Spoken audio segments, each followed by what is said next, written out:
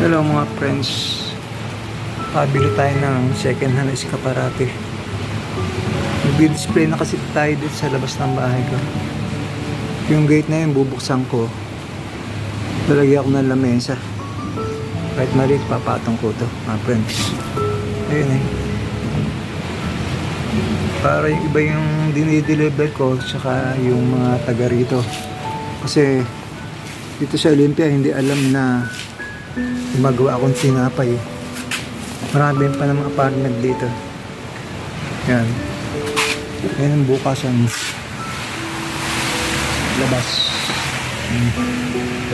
Hindi ba? Maganda pa naman.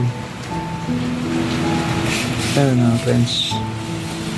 Ayan. Maglalagay tayo ng tinapay. Pwede na ito yung kaliit na to. Kasi 1 kilo, 2 kilo. Wala naman ang gagawin ko.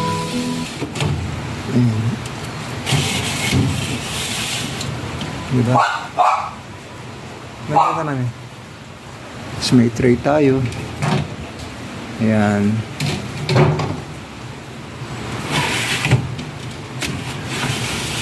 Ayan mga friends. May display na tayo sa labas. Diba? Para yung mga tao rito, ang daming apartment dito eh. Hindi nilalaan na may gumagawang tinapay dito. Saka lalagay tayo ng mga cartolin. Kahit maliit lang. Maliit lang naman yung negosyo natin. Tama na yung kaparating maliit lang din.